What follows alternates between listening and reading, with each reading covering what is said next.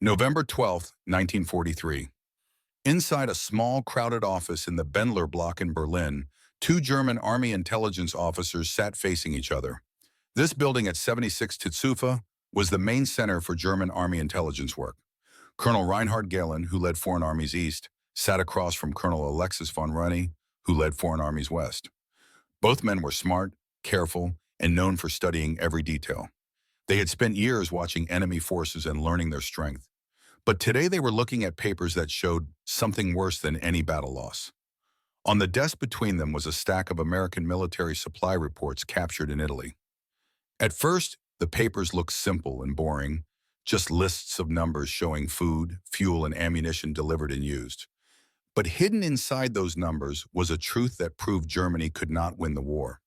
For the past week, both men had checked every number again and again, hoping they had made a mistake.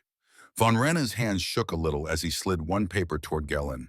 It was a supply form from the American Fifth Army in Italy, showing how much they planned to send each month to just one Army Corps. The paper had stamps, dates, and signatures that proved it was real. Gehlen studied the numbers quietly, his face turning pale. The Americans were sending more ammunition to one corps in 1 month than all of Germany's army on the Eastern Front got in the same time. He looked up at von Rennie, hoping to see doubt in his eyes. But von Renne's face showed only tired truth. He had already checked everything and stayed awake for 3 nights praying he was wrong. "This cannot be true," Gehlen whispered. But even as he spoke, he knew it was. He wasn't saying what he believed. He was just wishing, hoping that maybe the truth was not as bad as it looked. Von Rana slowly took another paper from the pile. "I thought the same," he said. "This one is a fuel report for the same corps, showing just 1 month of supplies. They got 3.22 million gallons of gasoline and 800,000 gallons of diesel." He stopped for a moment to let the numbers sink in. "I checked this with our own fuel numbers. Army Group Center, with 3 whole armies and more than 500,000 men, gets less fuel in a month than this one American Corps." For the last week, both men had done these same kinds of checks, comparing captured American papers with German reports, matching spy information with airplane photos, and checking every clue they could find. All the evidence said the same thing. America was not just making more supplies than Germany. They were producing so much more that it was beyond imagination. Their power made German factories look like something from the Middle Ages. The numbers told a story that no amount of bravery, skill, or belief could change. Germany was fighting against simple math, and math always wins. This moment of awful truth had started months earlier, but its roots went back years.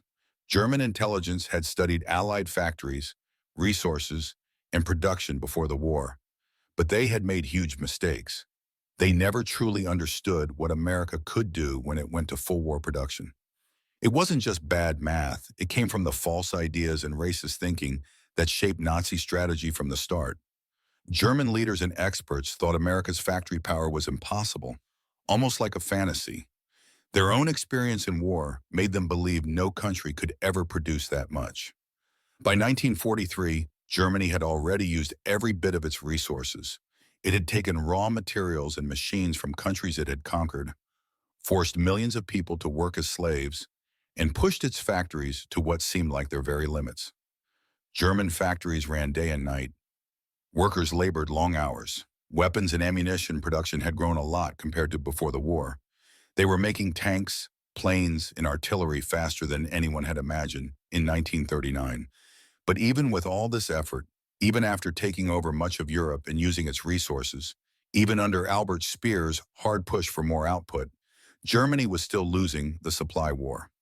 The main mistake had started before the war even began. In May 1940, U.S. President Franklin Roosevelt spoke to Congress and said America would build 50,000 planes each year as part of a huge military buildup. Later, he expanded that goal. 185,000 planes, 120,000 tanks, 55,000 anti-aircraft guns, and 18 million tons of ships within just 2 years. These numbers reached Berlin through different spy networks. When Hitler and his top officers saw them, they laughed and brushed them off. They said those numbers were fake, just American propaganda to scare Germany and give the Allies hope. And honestly, at the time, that seemed Like a fair guess, in 1939, the U.S. made fewer than 3,000 military planes a year. Its army ranked only 18th in the world, smaller than Portugal's. American tanks were old and few in number. The U.S. Navy was strong but split between two oceans and mostly focused on defending its own coasts, not fighting worldwide. So how could a country that small in military strength suddenly make 60 times more weapons in 2 years? It sounded impossible. Germany's own experience said building new factories took years and training workers took months. Building new weapons always took years of testing and trying again. So Roosevelt's promise sounded like a dream made by a desperate politician, not something real. When Reich Marshal Hermann Goering, head of the Luftwaffe and one of Hitler's closest advisors, heard about Roosevelt's speech, he reportedly laughed. Some reports say he joked that Americans could only make things like refrigerators and razor blades, not the powerful weapons needed to beat Germany. Even if that exact quote isn't proven, it showed what German leaders really thought. They truly believed America's factories were not fit for war. To them, America was great at making cars, radios, and home machines, not tanks or planes. German factories had been preparing for war since 1933, so they felt sure no country that made only consumer goods could ever compete. But what they didn't understand was the real secret behind America's strength. During the Great Depression, the U.S. had thousands of factories that were quiet or barely running. Millions of skilled workers had lost their jobs or were working part-time. Machines that once made car parts, tractors, and refrigerators were just sitting there waiting. What looked like weakness was actually hidden power, a giant industrial reserve ready to wake up. So when Roosevelt called for full war production, he wasn't asking America to start from zero. He was telling companies to switch their factories to build for war, to bring back skilled workers, and to use machines that were already there and tested. The U.S. didn't need to build an industry. It just had to redirect the one it already had. Germany, on the other hand, had no backup power left. By 1940, German factories were already working at full speed. The Nazi government had been preparing for war for years, and they had nothing extra left to give. Since 1933, Germany had been growing its war industry every year. By 1940, there were almost no extra factories sitting empty, no large group of skilled workers waiting to be hired, and very few machines not already in use. The only way Germany could increase production was by building brand new factories, taking over countries that already had industries, or forcing slaves to work in captured ones. All of these methods took a long time and came with serious limits. The key difference was in how both countries started. America had unused factories and workers ready to go, while Germany was already using everything it had. That meant the United States could grow production much faster and on a far bigger scale than Germany ever could.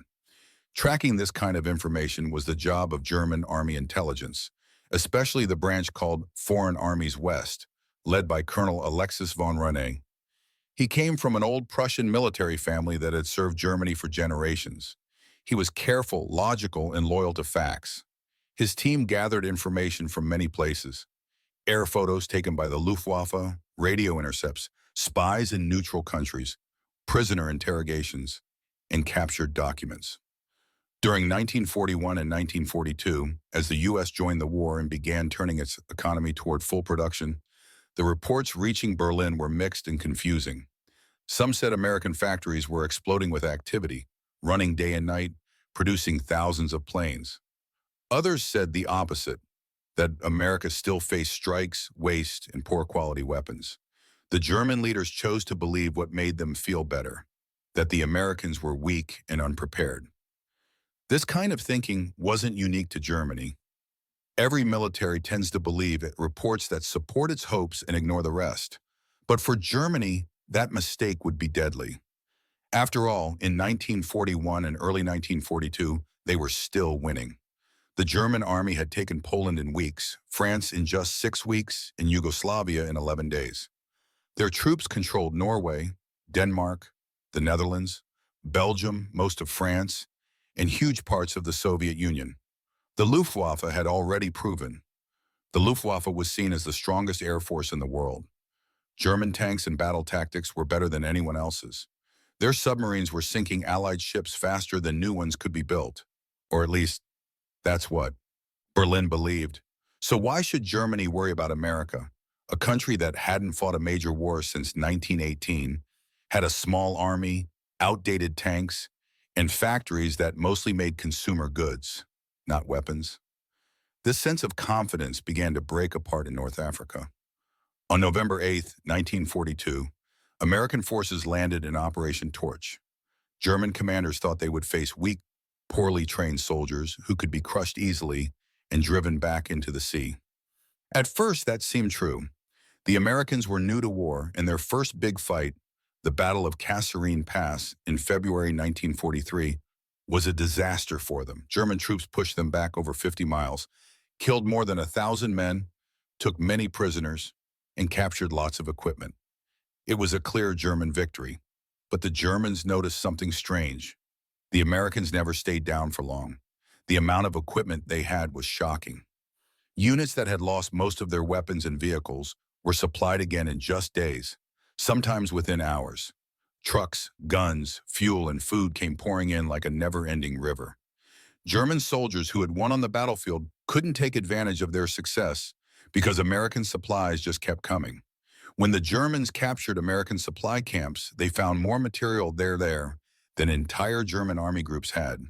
The Americans fired artillery at a rate the Germans could only dream of. Their infantry had trucks and transport far beyond anything the Wehrmacht could manage, even in its best divisions. Field Marshal Erwin Rommel, who led the Axis forces in North Africa from 1941 until he was called back to Germany in March 1943, sent urgent warnings to Berlin. Each American infantry division, he wrote, had more trucks than a whole German corps. American supply units alone used more vehicles than some German armies.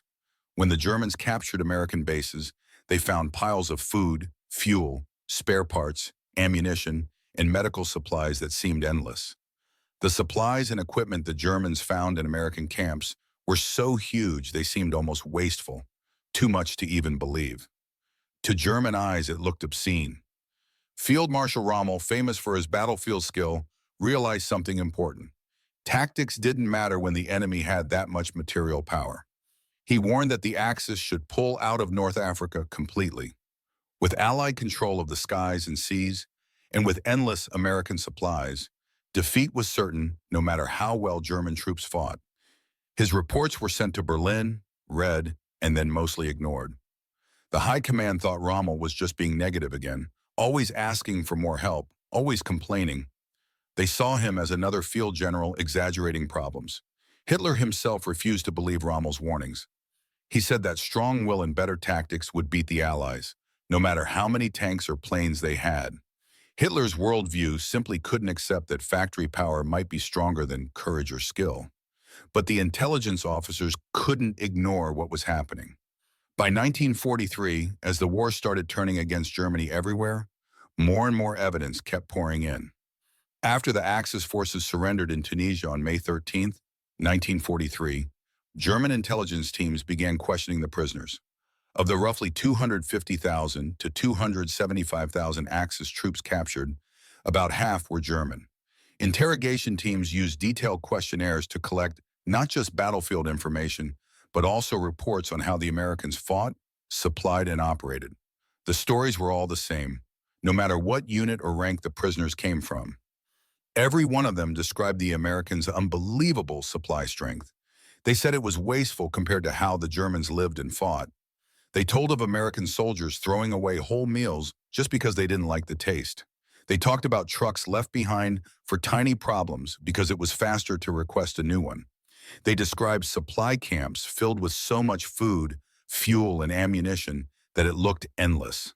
Even medicine was everywhere, especially the new sulfur drugs that saved countless lives.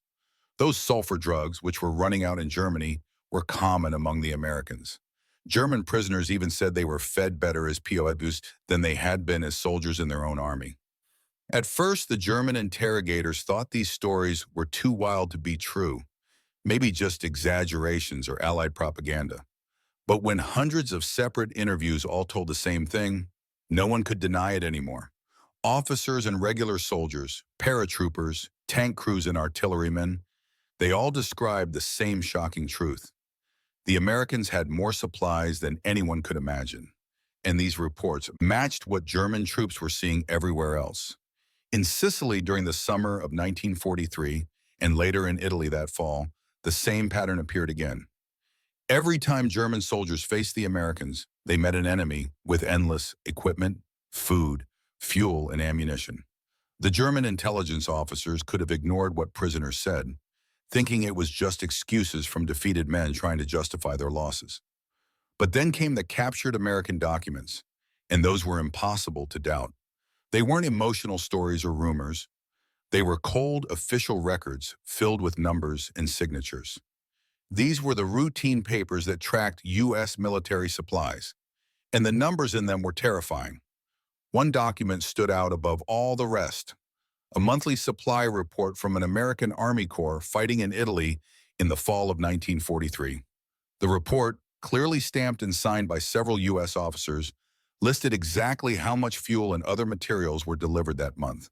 That corps had around 80,000 men, about the same as a German Army Corps. But the difference was shocking. The Americans had received 3.2 million gallons of gasoline and 800,000 gallons of diesel fuel in 1 month. Colonel Gellin compared that to the fuel given to Army Group Center on the Eastern Front, a massive force with several corps and hundreds of thousands of men. That whole group received less fuel in a month than this one American corps. The gap wasn't small, it was enormous. It wasn't just a small difference, it was a completely different level. The ammunition numbers in that same report were even more shocking. The American Corps had received 15,000 tons of artillery shells in 1 month. A German Corps would get maybe 2,000 tons, and that was already seen as enough. The Americans were firing shells at about 7 times the German rate, and the most important part was that they could keep doing it month after month. This wasn't a buildup for a big attack. This was just their normal routine supply. The meaning of this was huge. American artillery could fire so much that German forces would run out of shells in just a few days, while the Americans could keep shooting forever. The vehicle replacement numbers were just as frightening.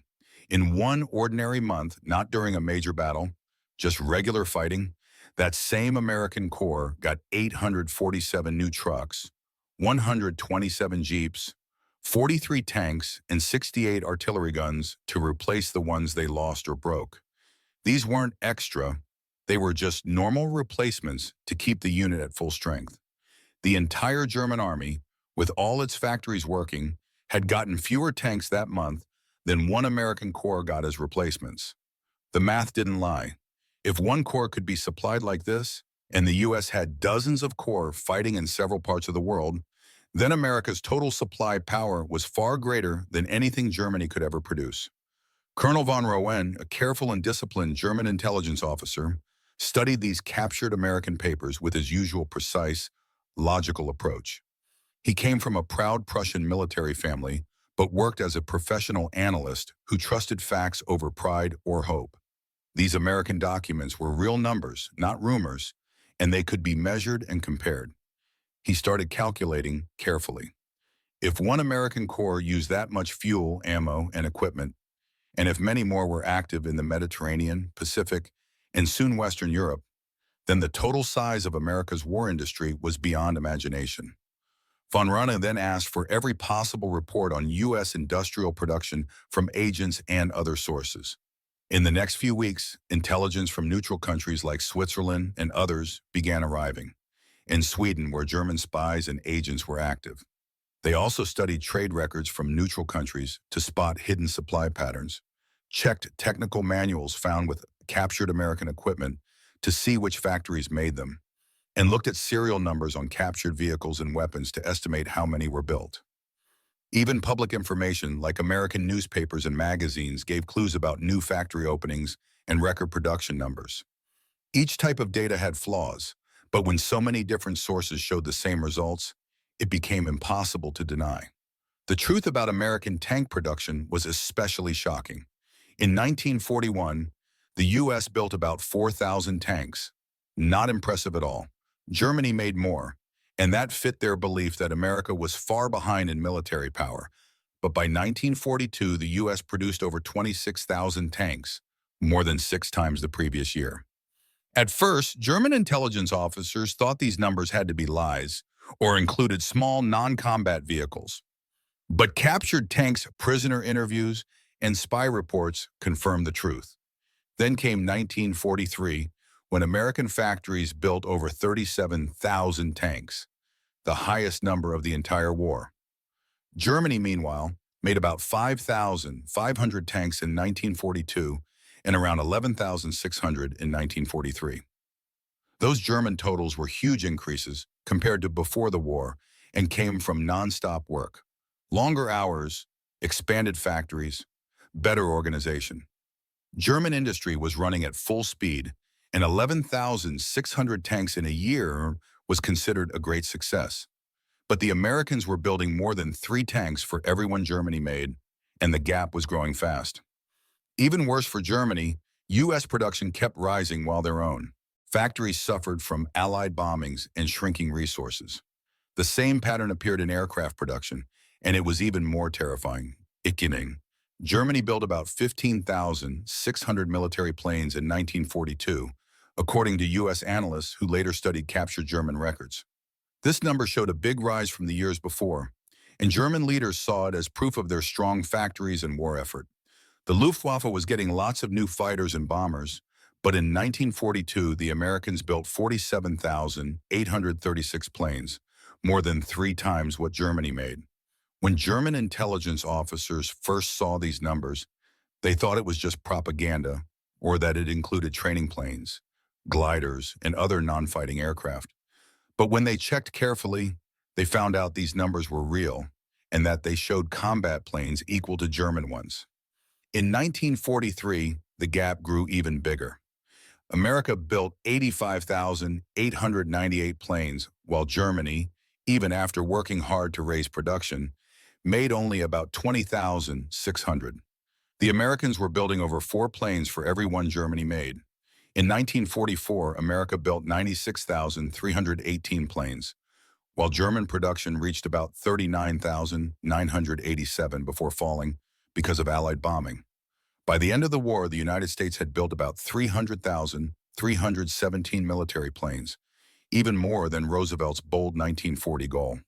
The sky belonged to the Allies not only because of good pilots or strong aircraft, but because American factories could make planes faster than German pilots, could shoot them down, and faster than German factories could replace them. But the worst comparison came from merchant shipping, because that hit the heart of Germany's sea strategy. Germany knew that fighting a world war depended on moving supplies over the ocean. The Atlantic Ocean was the key battlefield where U-boats tried to cut off supply lines between America and Britain. If Germany could sink ships faster than America could build them, Allied supplies would run out, Britain would starve, and America's great production would mean nothing because it couldn't reach the war zones. The U-boat campaign was Germany's plan to fight American industry by sinking ships so that all those production numbers wouldn't matter. Germany watched Allied shipping losses very carefully. In 1942, German U-boats reached at their peak in 1942, sinking 1,322 Allied ships weighing 6.3 million tons. It looked like a crushing victory, the biggest total of the whole war. Surely the Allies couldn't keep losing ships like this forever. The Battle of the Atlantic seemed to be turning in Germany's favor. U-boat commanders were praised as national heroes, and their victories were proudly shown in German news. Admiral Karl Dönitz, the U-boat fleet commander, felt sure that if they kept sinking ships at this pace, the Allies would have to surrender before America's factories could change the war. But even with these huge losses, Allied shipping actually grew during 1942. How could that be? The answer came from America's shipbuilding power, which broke every idea Germans had about how fast ships could be made. Captured papers and intelligence reports kept mentioning something called Liberty ships, standard cargo vessels that U.S. shipyards were turning out at unbelievable speed. At first, German intelligence thought these claims were a joke, just more propaganda, way too crazy to believe. The reports said American yards were building these 10,000-ton ships in about 42 days from start to finish. Some were even made in less than 2 weeks. That sounded impossible. German naval engineers knew shipbuilding as a slow, careful job that took months or years. Each ship was custom built, with thousands of pieces made and fitted by expert hands. Just the welding on a ship that size should take many weeks. So claims of building one in under 6 weeks went against everything Germany knew about ship design. But reports from prisoners of war kept describing seeing dozens of Liberty ships in American ports. Captured paperwork showed serial numbers for Liberty ships running into the thousands.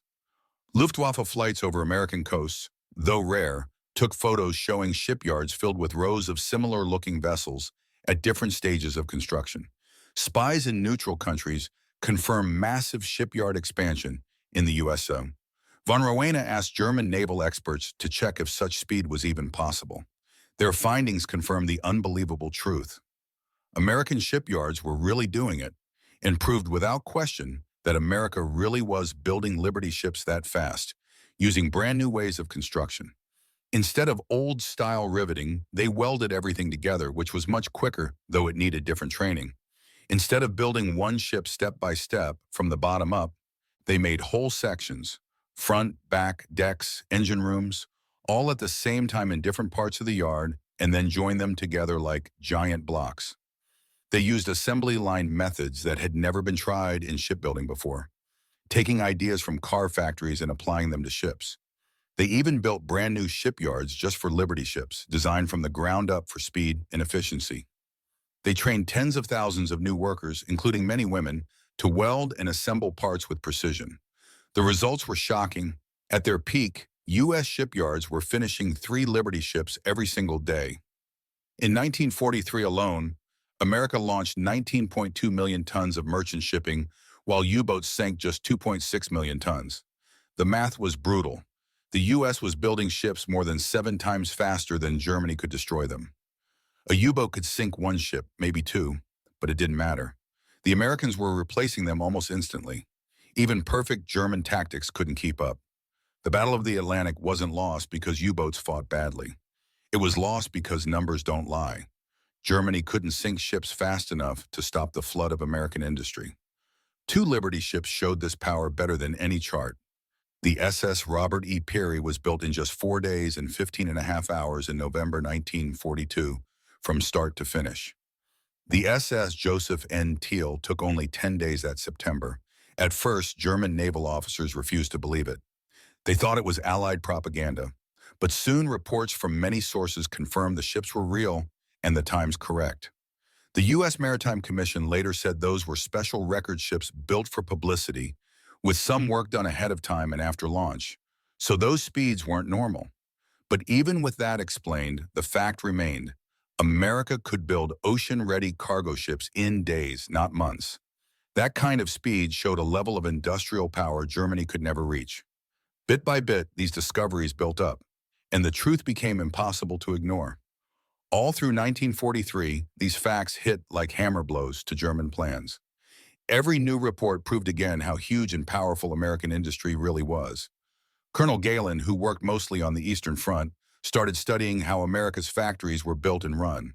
He used every source he could find: technical books, pre-war industry surveys, and even American newspapers and magazines. What he discovered showed not only how such massive production was possible, but also how hopeless Germany's situation had become. The difference between the two nations was beyond belief. The United States had about 41% of all the world's industrial power. Even after taking over much of Europe and using the factories of France, Belgium, Czechoslovakia, and other countries, Germany controlled only around 12%.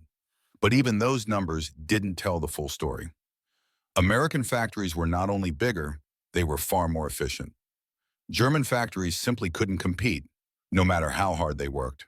The reasons were deep and built into the system, not just about working harder or organizing better. One captured American manual about tank production opened German eyes the most. It was written for factory bosses at the Chrysler Tank Arsenal in Detroit and explained exactly how they built tanks.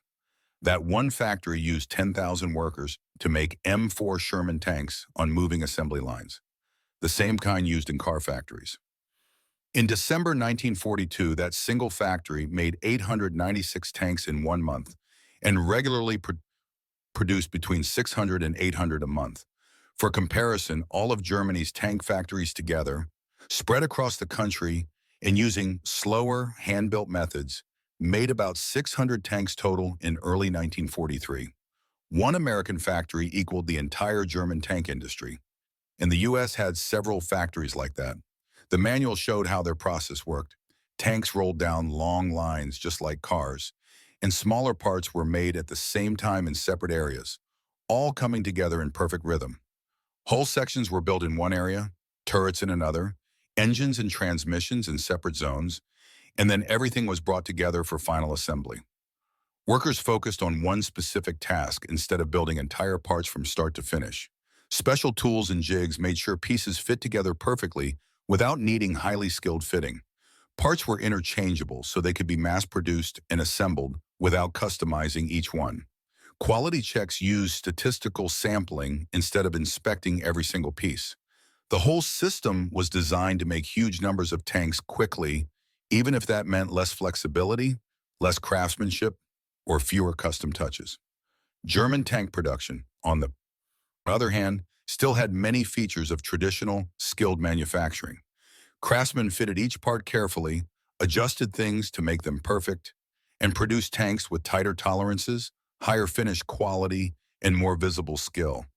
German tanks were often technically better, stronger armor, more powerful guns, advanced engineering. Panther and Tiger tanks were fearsome machines that Allied crews respected, but Germany made only about one Panther for every 15 Shermans the U.S. built. In the bigger picture, quality didn't matter strategically. A Tiger could destroy 5 Shermans in a fight, but if America could send 15 Shermans, the Tiger would be outnumbered and defeated. The Germans found that America ran multiple tank production programs at the same time in different factories, each run by companies with different expertise. The M4 Sherman alone was made in 11 facilities, including car companies like Ford, Chrysler, and General Motors, agricultural equipment makers like Alice Chalmers, and locomotive builders like Baldwin and Lima. These companies had never built tanks before but used their existing skills: car mass production methods, heavy machinery fabrication, welding and metalworking, to make tanks efficiently and in huge numbers, with amazing results for the war effort. This system of spreading production gave the Americans an advantage that Germany couldn't match with centralized factories.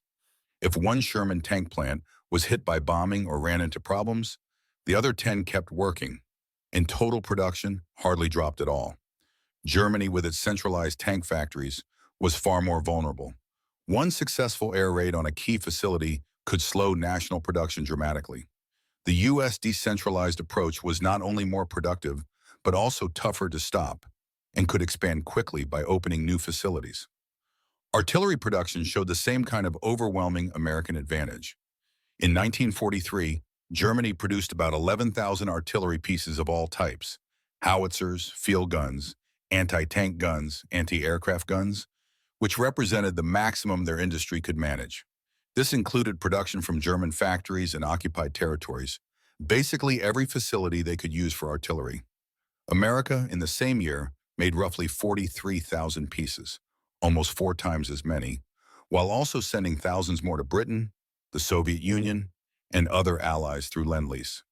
German soldiers on the battlefield noticed that American artillery support was crushing, not because the guns were better, many German guns were superior, but simply because the Americans had so many. American units could fire in a few hours what German units might receive in weeks. This wasn't about tactics or skill. It was raw industrial power turned into battlefield fire. Truck production was perhaps the clearest example of how far American industry outstripped Germany. Modern armies need transport: soldiers, artillery, ammunition, food, medical supplies. All must move quickly from ports or railheads to the front lines. Wounded soldiers must be evacuated, troops redeployed, and guns repositioned. Military success in modern war depends on mobility, and mobility depends on vehicles. The German army still relied on horses throughout the war, with hundreds of thousands of them carrying artillery, supplies, and equipment. This wasn't tradition or a love of horses. It was simply because they didn't have enough motor vehicles to move everything efficiently. In 1943, Germany produced about 100,000 trucks, and these had to serve both the military and essential civilian needs. The Wehrmacht never fully motorized its forces. Most infantry divisions still relied on horses to move artillery and heavy equipment. Supply columns used mostly horse-drawn wagons. Only elite panzer divisions were fully motorized, and even they often faced vehicle shortages. America, by contrast, produced around 620,000 trucks in 1943, almost entirely for military use. American Lend-Lease programs sent 427,284 trucks to the Soviet Union alone during the war, more than Germany produced in total for all purposes over the entire conflict. Every American infantry division had more organic transport than a German panzer division. American supply units ran vehicle fleets bigger than entire German armies. This massive gap in logistics had direct effects on the battlefield, which German commanders watched with growing alarm. American forces could concentrate supplies for attacks faster than Germany could respond.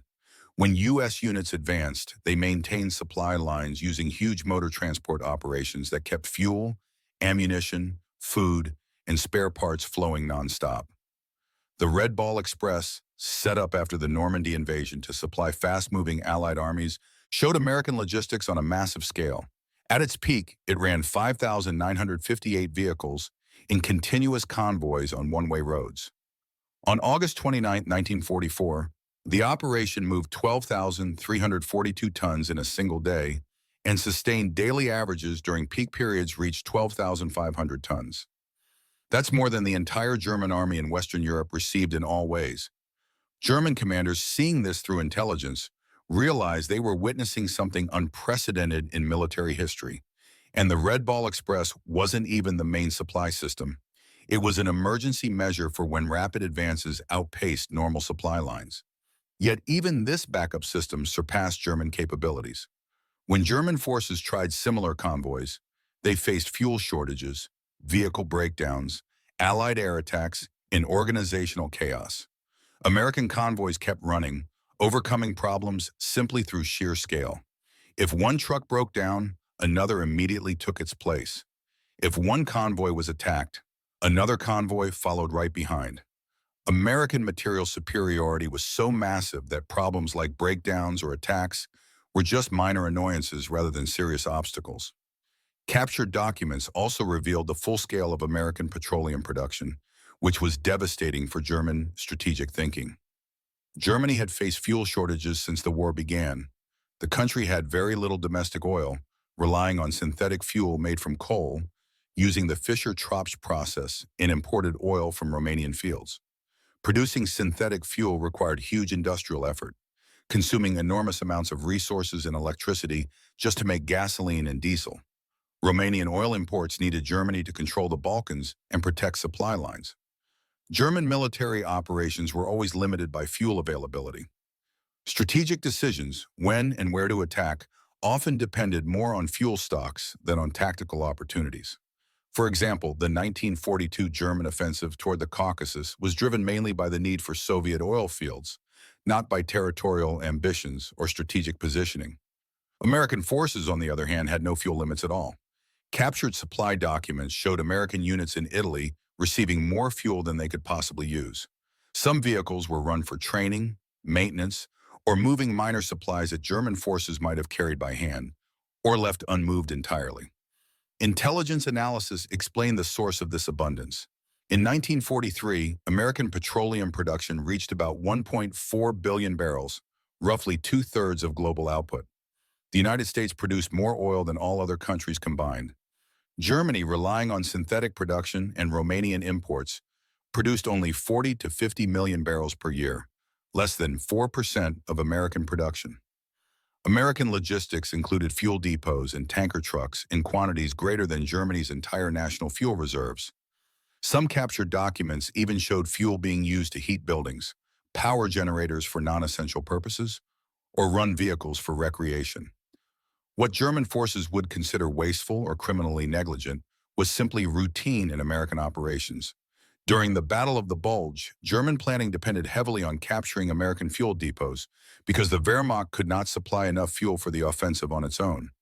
Relying on enemy supplies was itself proof of German logistical weakness and strategic desperation.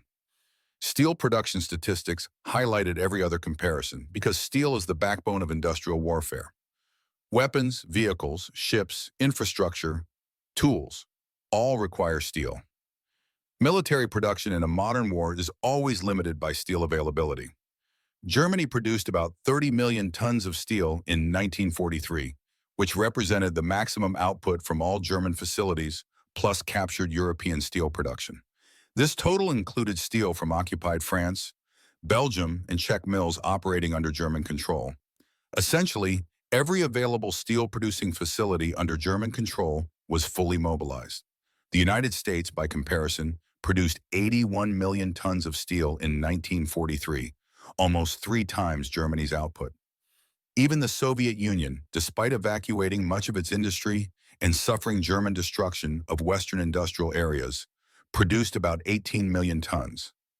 Combined Allied steel production totaled around 150 million tons versus Germany's 30 million, a 5-to-1 advantage that directly translated to weapons production. More steel meant more tanks, more ships, more artillery, more trucks, more aircraft, more ammunition, everything needed to fight a modern war. The steel gap could not be overcome with better tactics, superior training, or ideological commitment. Germany was fighting on 5 fronts: Western Europe, the Eastern Front, Italy, the air war over Germany, and the Atlantic Ocean, while producing only a fifth of the steel of its combined enemies. The math of defeat was written clearly in steel production figures. Colonel Galen and Colonel von Rona spent weeks in late 1943 analyzing these numbers with mounting desperation, cross-checking sources, and searching for errors or exaggerations that might make the situation seem less catastrophic. They found none. Every source confirmed the same harsh reality. They brought in other analysts from both foreign armies east and west to review the data, but the conclusion remained inescapable. Germany could not match Allied industrial capacity, and the war was increasingly a contest that Germany could not win. East and foreign armies west, they showed the data to other analysts and asked for independent assessments. The results were always the same. America had industrial power that made German production look like small-scale craft work. The Soviet Union, despite huge losses and German occupation of key industrial areas, had managed to evacuate and rebuild factories producing more than Germany. In some areas, Britain, though, smaller overall, maintained enough production to supply a modern army, while also developing advanced technologies like radar jet engines and code-breaking machines. Things Germany struggled to match. Germany now faced 3 major enemies, each stronger in industrial capacity in at least some critical areas. Combined Allied production was overwhelming in every category of military equipment. The only open question was how long German tactical skill and defensive positions could delay inevitable defeat. The analysts prepared a detailed report for the German High Command in December 1943. The report was precise, mathematical, and logically undeniable. It compared German production to Allied output in every major category: tanks, artillery aircraft, trucks, ships, ammunition, fuel, and steel. Every comparison told the same story. Germany was outproduced across the board, and the gap was widening as the war went on. The report didn't just list numbers. It included projections for how these production figures would affect military operations over the next 12 to 24 months. Analysts calculated that Allied production advantages meant Germany would face growing numerical superiority on every front. German forces could still win battles through better tactics training and sometimes superior equipment, but they would inevitably lose campaigns through attrition. Every tank destroyed, every aircraft shot down, every truck would be replaced by the Allies within weeks or months. German losses took far longer to replace if they could be replaced at all. The mathematics of attrition, warfare always favored the side with the industrial power to sustain losses indefinitely, and that side was not Germany. The report projected into 1944 and beyond. If current production trends continued by mid-1944, Allied forces would achieve numerical superiority ratios of 3-to-1 or higher in key equipment, meaning Germany could no longer hope to compete in prolonged warfare. Greater in most combat categories, by 1945 ratios would likely reach 5 to 1 or higher in many areas. German forces, no matter how well trained or tactically skilled, could not sustain combat against such overwhelming numbers. Indefinitely, quality advantages in individual weapons became irrelevant when facing 5 times as many enemy weapons. Even if German units maintained tactical superiority, even if they won every engagement, the cumulative losses would eventually destroy the Wehrmacht through simple attrition. Available manpower was limited, industrial capacity constrained, territory was being lost, reducing access to resources. The trajectory pointed inevitably toward defeat. The report concluded with mathematical certainty that Germany could not win the war through military means, given the current industrial balance. This was not defeatism or political opinion. It was objective analysis based on verified data. The conclusion was a professional assessment that should have informed strategic decision-making. The analysts expected the high command to use this information to develop realistic strategic options. Perhaps Germany could seek diplomatic solutions while holding significant territory and maintaining some bargaining position. Perhaps resources could be reallocated to focus on defensive operations that might extend the war while seeking political settlement. Perhaps the information could inform decisions about which territories to prioritize holding and which to yield. At minimum, a realistic understanding of the situation might prevent wasteful offensives consuming irreplaceable resources without achieving strategic objectives. Colonel von Rowena presented the report to his superiors in the high command, fully aware of its controversial implications. He was not a defeatist. His record demonstrated commitment to German victory. He was not a traitor. His Prussian military heritage and personal honor were unquestionable. He was a professional intelligence officer, presenting accurate analysis so leadership could make informed decisions. He expected disagreement, perhaps anger at the unwelcome conclusions. What he encountered was worse, complete rejection of the analysis itself. Hitler refused to accept the report's conclusions, as calling them defeatist propaganda, undermining German morale. He argued that German willpower, superior tactics, and impending technological advances would overcome numerical disadvantages. He cited historical examples of smaller forces defeating larger ones through skill and determination. Frederick the Great's victories, when outnumbered Hannibal's victories over Rome, Napoleon's early campaigns. He insisted that Allied production figures were exaggerated for propaganda, purposes that American equipment was inferior and would fail in combat, that Soviet industry would collapse under continued German pressure, that Britain was near economic exhaustion. Other commanders and Nazi leaders reacted similarly.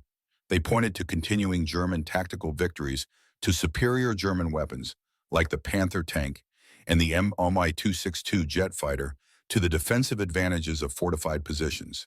They argued that German troops were better trained, better led, more ideologically motivated than Allied forces.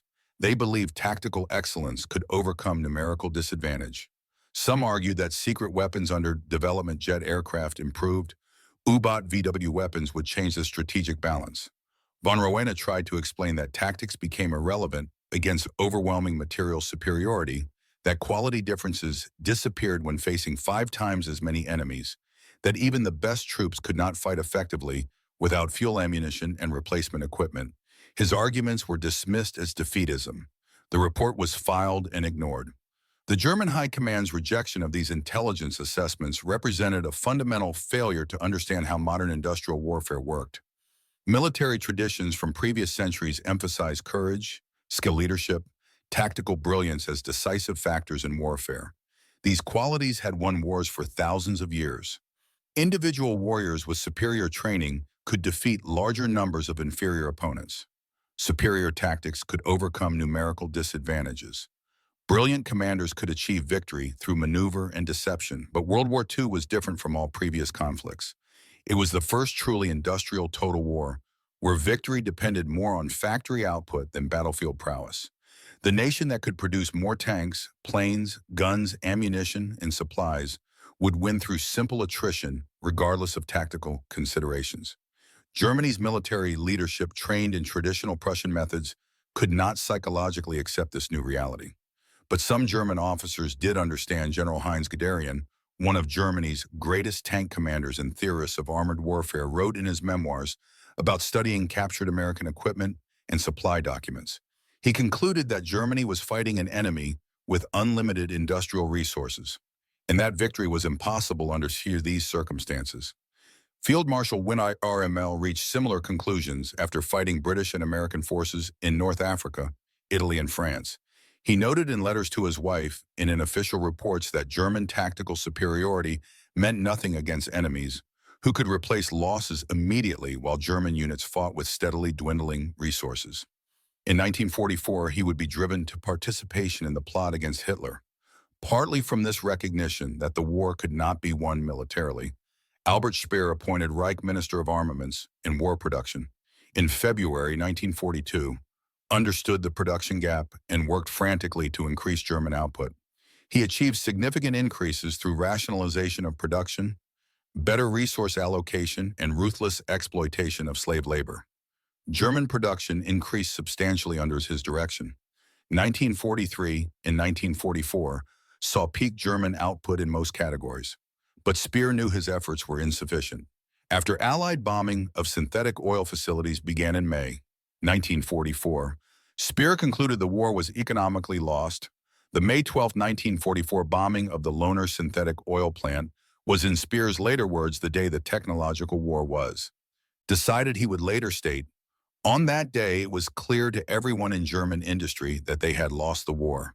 Yet he continued demanding production increases, making speeches about secret weapons and ultimate victory because his worldview and position left no alternative. The intelligence analysts continued their work throughout 1944, even as their reports were systematically dismissed or ignored. They documented the Allied invasion of Normandy on June 6, 1944, with the same mathematical precision they had applied to production statistics. The landing involved approximately 5,000 ships carrying 156,000 troops in the first day, followed by millions more in subsequent months. The logistical planning and execution involved in such an operation exceeded anything Germany had attempted. Even at the peak of its power, the artificial Mulberry harbors deployed to support the invasion. Temporary harbors built in Britain, towed across the English Channel, and assembled off the Normandy coast represented engineering and industrial capacity that German forces could not match. Each Mulberry harbor was roughly the size of Dover Harbor, Britain's major port, but built specifically for this invasion and considered expendable. Within weeks of the landing, Allied forces were receiving supplies through these artificial harbors at rates that would have sustained the entire Wehrmacht supply depots established in Normandy, contained more material than existed in all of Germany. Photographic reconnaissance showed fuel dumps, ammunition, stockpiles, vehicle parks, supply warehouses, covering square miles. Allied logistics operated at scales that made German supply operations look primitive. American combat units consumed supplies at rates German forces could not imagine sustaining. Artillery-fired support missions measured in thousands of rounds per day. Infantry units were resupplied daily with fresh food, ammunition, replacement equipment. Vehicle maintenance was supported by mobile repair facilities carrying enormous inventories of spare parts. Medical care included frontline surgical hospitals equipped with supplies and equipment better than most civilian hospitals in Germany. The intelligence services documented American air operations in Europe with similar precision. By late 1944, American and British air forces, who were flying thousands of sorties daily, dropping thousands of tons of bombs, losing hundreds of aircraft to flak and fighters, and replacing those losses immediately, the 8th Air Force operating from Britain alone had more aircraft than the entire Luftwaffe. A single American bomb group, roughly equivalent to a German Gauda, had more aircraft than some German Fleer Corps. German aircraft production, despite Sharia's desperate efforts, peaked at approximately 39.87 aircraft in 1944, before declining sharply under the combined effects of Allied bombing fuel shortages and resource constraints.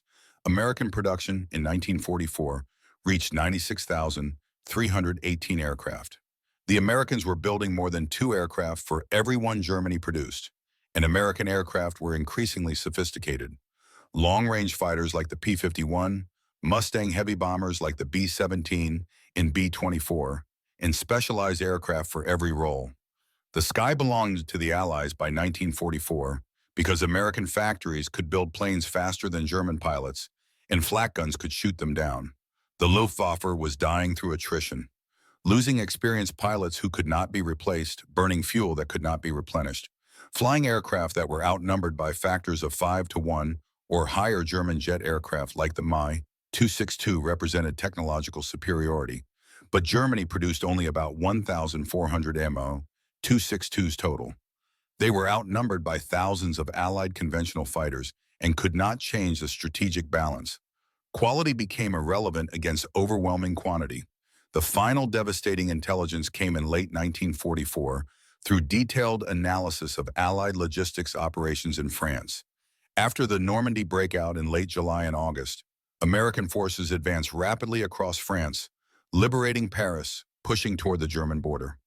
For a brief period in late August and early September, American forces outran their supply lines. Supply trucks were traveling hundreds of miles from Normandy, beaches to advancing units, consuming enormous amounts of fuel just for the journey. This should have created opportunities for German counterattacks against overextended Allied forces with vulnerable supply lines. Instead, the Americans simply flew supplies forward. The intelligence reports documented that American forces were receiving supplies by air in quantities that exceeded what German ground forces could transport by truck and rail.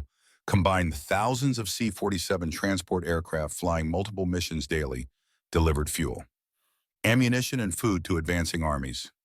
During the period when ground supply was constrained, American transport aircraft delivered thousands of tons of supplies daily.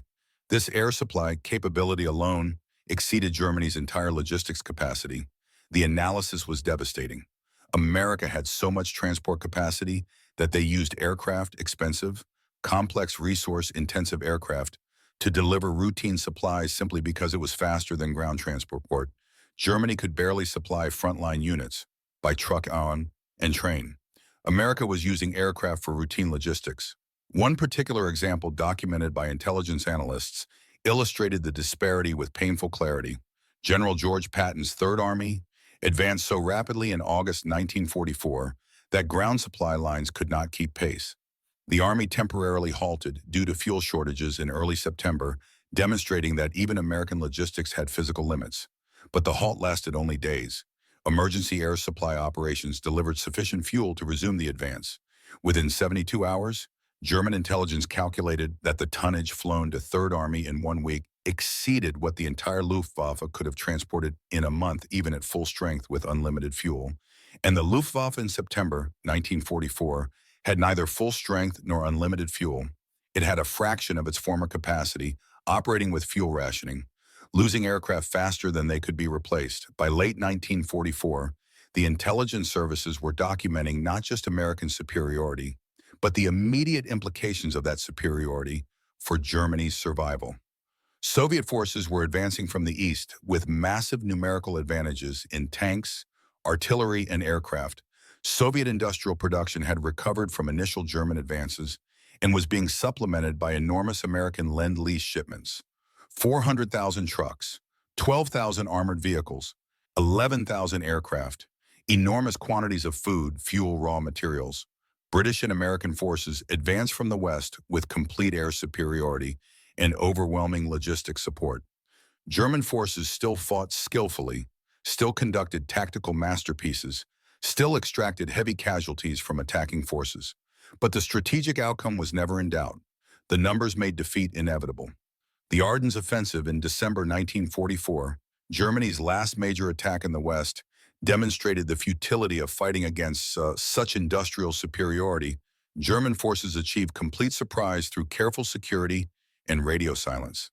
They achieved initial tactical success, driving through American lines, capturing territory, causing panic in Allied rear areas.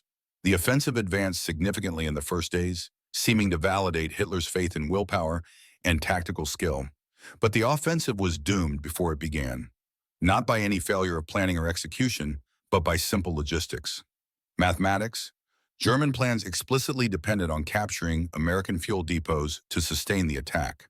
The Wehrmacht could not supply sufficient fuel through its own logistics system for an offensive of this scale and duration. Hitler himself stated that German forces would have to rely on capturing Allied dumps during their push westward. Kampfgruppe Piper, though, spearhead armored formations specifically targeted American fuel depots, coming within 1,000 feet of a major storage facility at Stavalo before American forces set it ablaze. This dependency on capturing enemy supplies was itself admission of German logistical weakness and strategic desperation. No successful military operation should depend on seizing enemy resources to continue. That the German High Command approved such a plan demonstrated how divorced from reality their strategic thinking had become. When American forces recovered from initial surprise and brought their material superiority to bear, the German offensive collapsed within weeks. American units that suffered heavy initial losses were reinforced and resupplied within days.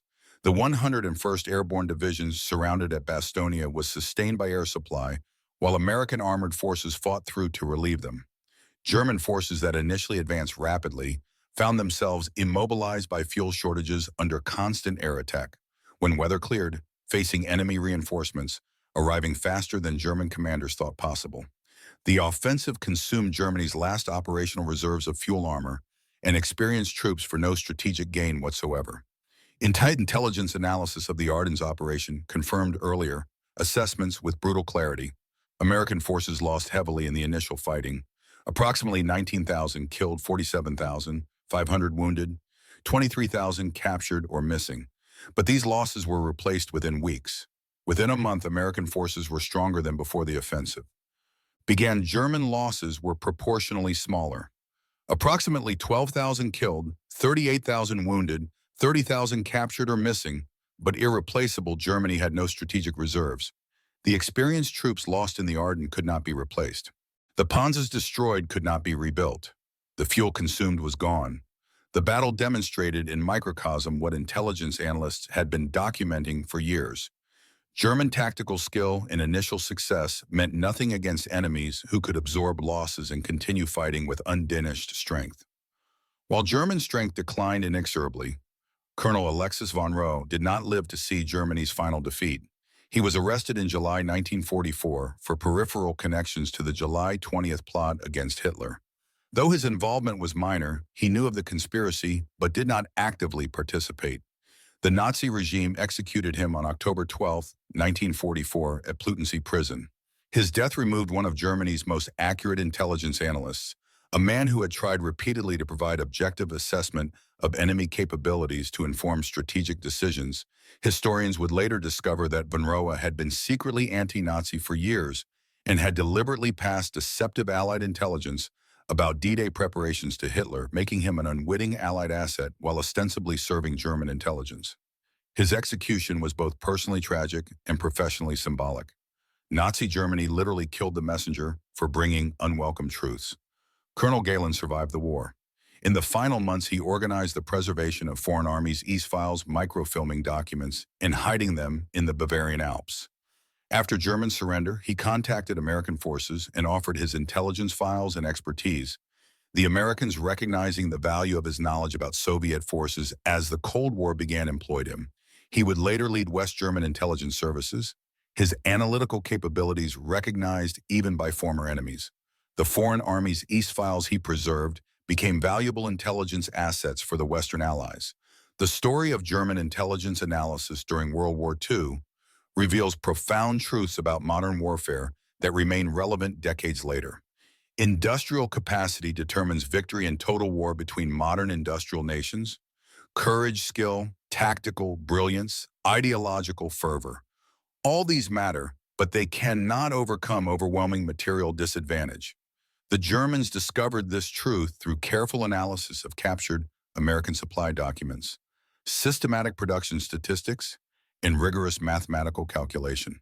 They presented this truth to their leadership repeatedly throughout 1943 and 1944. Their warnings were ignored because accepting them meant accepting inevitable defeat. The captured American supply charts and logistics documents that so shocked German analysts in late 1943 were not secret weapons or classified technologies. They were mundane bureaucratic paperwork, routine accounting of supplies received and consumed, standard military logistics, documentation. Their power lay not in revealing secrets, but in demonstrating reality. America could produce, transport, and consume military supplies at scales Germany could not match. This simple truth, confirmed through careful intelligence analysis, determined the war's outcome. More surely than any battle, logistics is the unglamorous but essential foundation of military power. An army without fuel cannot move. An army without ammunition cannot fight. An army without food cannot survive. Superior tactics mean nothing when soldiers lack the material means to execute them.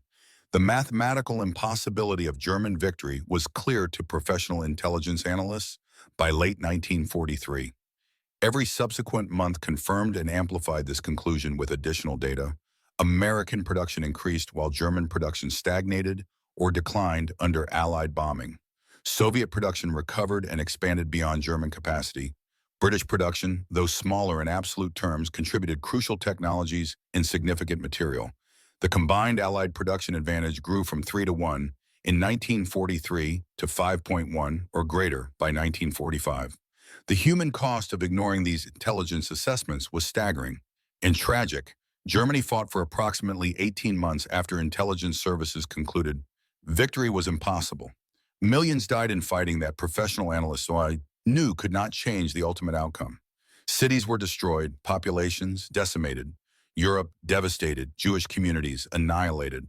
While intelligence reports sat in files documenting the mathematical certainty of defeat. The tragedy was not just that Germany lost. The tragedy was that the loss was predictable, documented and presented to leadership who refused to accept mathematical reality. The German intelligence analysts who studied American supply capabilities and production statistics performed their professional duties with competence and integrity. They gathered information from multiple, independent sources. They analyzed data carefully and systematically. They presented conclusions based on evidence rather than ideology or wishful thinking. Their work represented what intelligence services should do, provide accurate assessments to enable informed decision-making. That their conclusions were systematically ignored and rejected represents failure not of intelligence but of leadership, unwilling to accept unpleasant truths. The mathematical proof of German defeat existed in captured supply, manifests showing American corps receiving more material than German armies.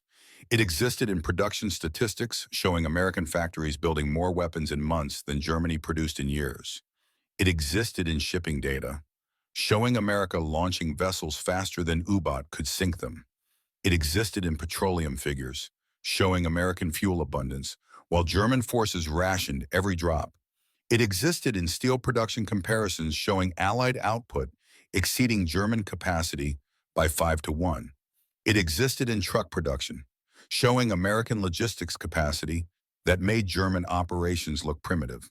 The proof was comprehensive, verified from multiple sources, mathematically undeniable, and systematically ignored by those with power to act on it. Looking back from the perspective of 8 decades, the German intelligence assessments of 1943 and 1944 appear both prescient and tragically futile. The analysts were correct in every major conclusion. Victory was impossible given the industrial balance. The mathematics of attrition made defeat inevitable. No amount of tactical skill could overcome such fundamental material disadvantage.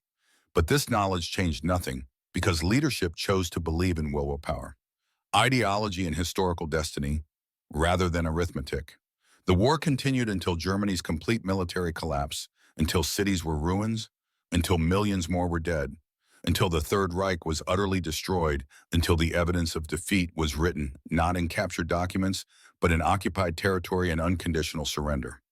The lesson from this historical episode transcends World War II and remains relevant for understanding conflict between modern industrial nations. Accurate intelligence is worthless if leadership refuses to accept unwelcome conclusions.